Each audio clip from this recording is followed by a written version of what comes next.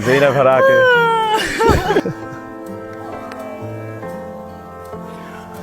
Oh, Daddy. Will you marry me? Yes. Zainab Harake at Ray Parks Jr. engaged na. Nagmahal ulit, ngayon engaged na. Ito ang naging timeline ng love story ng isa sa pinakasikat na vlogger at controversial personality na si Zainab Harake matapos ang tila roller coaster ride na karanasan niya sa kanyang buhay pag-ibig.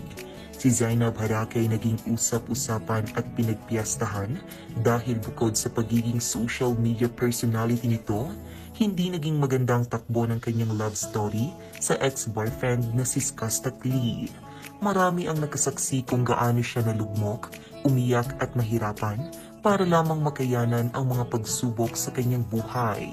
Ngunit ang lahat ng ito ay nagkaroon ng masayang pagtatapos dahil sa pagdating ni Ray Parks Jr. sa kanyang buhay. Sa latest vlog ni Zainab, tuluyan nang hiningi ni Ray ang matamis na oo nito para sa kasal. Ang buong vlog ay napuno ng saya, kaba at luha, hindi lamang para sa mga taong kasama nila, kundi pati na rin sa mga manonood. Hindi ipinagkait ni Zainab ang kanyang matamis na oo kay Ray. Aniya pa, noon pa man at habang buhay, yes na yes ang isasagot niya sa basketballista. Sa paghingi ni Ray ng oo ni Zainab, ipinangako niya na ililid niya ang kanilang relasyon sa isang Christ-centered na pagsasama. Ipinangako rin niyang pahahalagahan nito ang pamilya na ipinagkatiwala sa kanya ng Diyos. Samantala, matapang na inamin naman ni Zainab sa nasabing vlog na hindi siya naniniwala sa kasal, batay na rin sa kanyang mga nakaraang karanasan. Ngunit nang dumating si Ray sa kanyang buhay, muling nabuksan ang kanyang puso't isipan. Ngayon, handa na siyang sugal at maniwala ulit sa kagandahan ng buhay bilang legal na mag-asawa.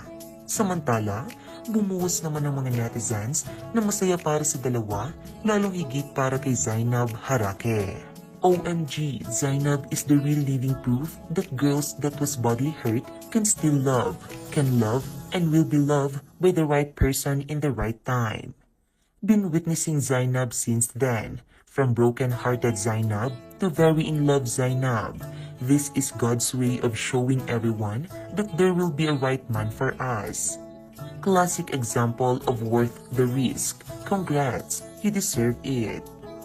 You really deserve to be happy, Zebby. We love you and support you. Congratulations both. God did not just give Zainab the man that he prayed for, but rather God blessed her with the man who prayed for her, and not just a man, but a godly man. Glory to God.